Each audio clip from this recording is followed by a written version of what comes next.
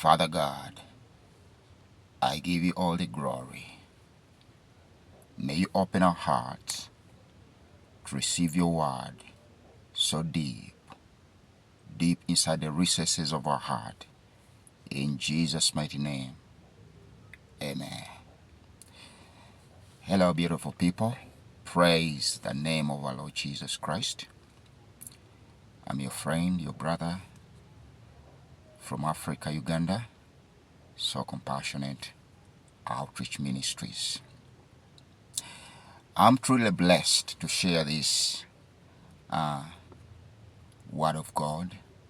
It will be brief. The theme is restoration and redemption.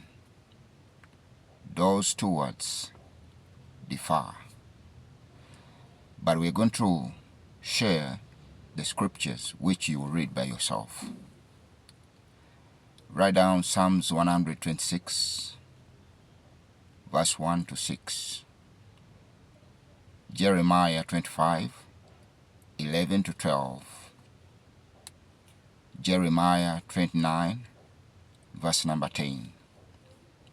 Isaiah 52, verse number 7 to 10.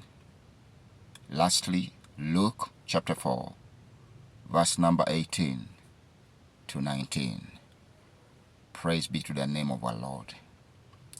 So this is the introduction of our sermon this morning. It will be a brief sermon anyway. I just felt to share it with you because during my morning devotion, these are the scriptures which I went through, and I felt touched. And because I felt touched, I was led by the Spirit of God to share this to the public. I believe God can touch you too and bless your heart. Hallelujah. Praise be to the name of our Lord Jesus. So this is our introduction. Our introduction goes by when God returned the captivity of Zion. That was a moment of great rejoicing and restoration. When God returned the captivity of Zion, it was a moment of great joy and restoration. The children of Israel were freed from bondage and they were returned to their land after they had spent 70 years in captivity. That is 7 decades. 7 decades of bondage. God remembered them. I believe many elders had died, even though there were some elders by then. Some were there to witness, but I believe some had died already. 70 years, that is a lot. A lot. In our present day life, there are very few people who can persist for only 5 years. Very few people can persist for only 10 years, 20 years. But Israel was in captivity for 7 years. For 7 years, 70 years, did not mean that God had forgotten about them. Finally, God returned and restored them back. He restored them back to their land and were rescued from the captivity in Babylon. So today, we will explore what this means for us as believers and how God wants to bring restoration and redemption into our lives as believers. You know, the entire focal point of the Bible is Jesus Christ. We see 2 sections, the Old Testament and the New Testament, but Jesus is the focal point of these 2 testaments. And Christianity is God's final deal. The Old Testament depicts the New Testament. It foretells the New Testament.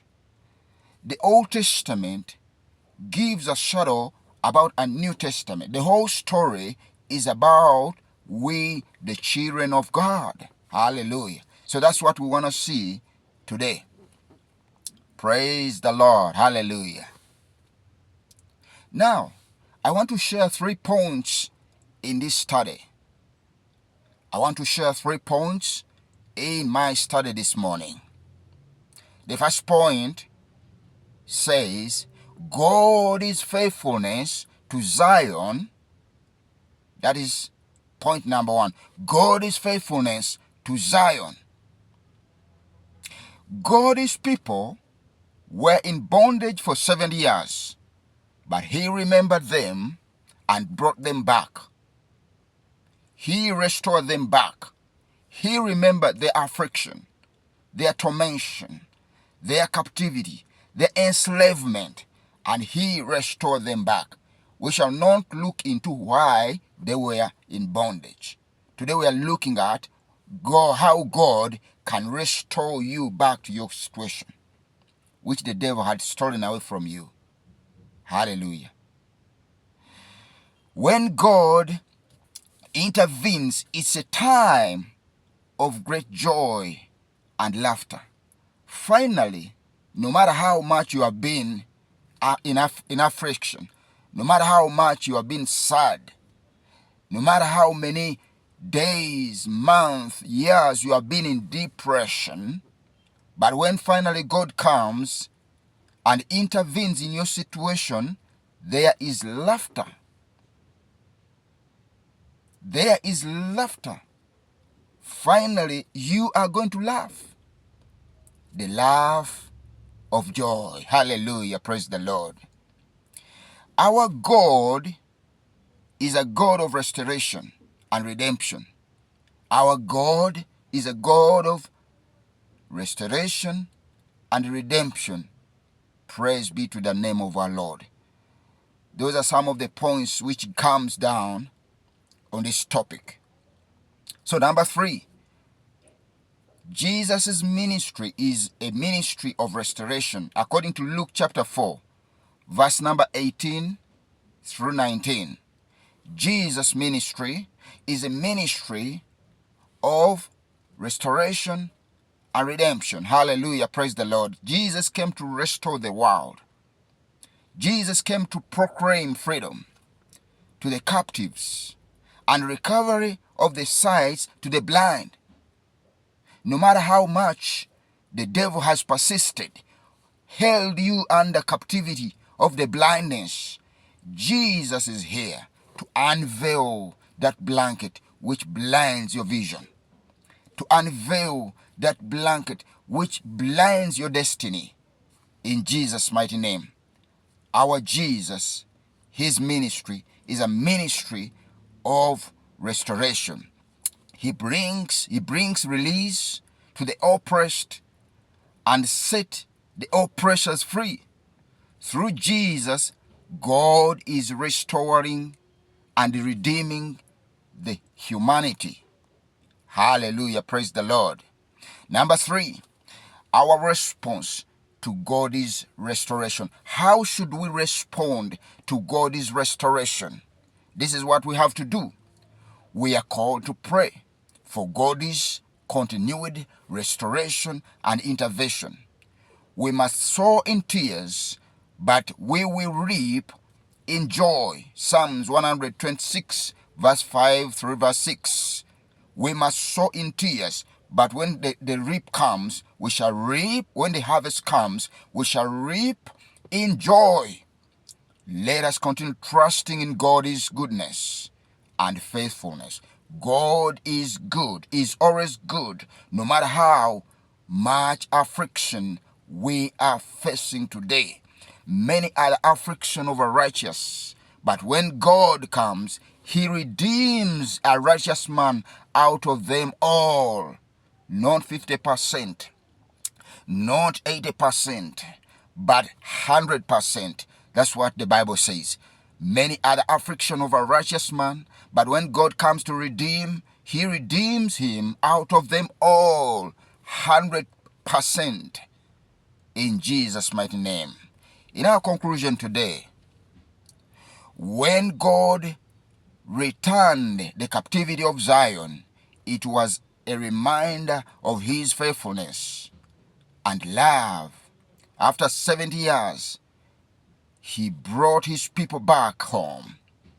Let us trust in him. Let us respond with joy, knowing that he is God. He is faithful. Hallelujah. Let us respond with joy about his restoration and redemption.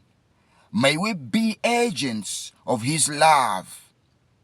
Let us be agents of his love and bring hope to the broken-hearted in this world. Let us reach out to the broken-hearted. In soul compassion, our vision is reach out, rescue, love, and care. Let us reach out, rescue, love, and care. Let us show love to the broken world. Let us be agents. Let us be his witness. The witness, after we are filled with the Holy Ghost, God says we shall be his witness. In Jerusalem, in Judea, in Samaria, and into the whole world. Hallelujah. Praise the Lord. Let us be his witness, the agents of love, in Jesus' mighty name. Praise be to the name of Jesus. Thank you for watching me. Thank you for responding to the word of God. May you be blessed. I remain your brother, John Evans, from So Compassionate Outreach Ministries. Be blessed. Shalom.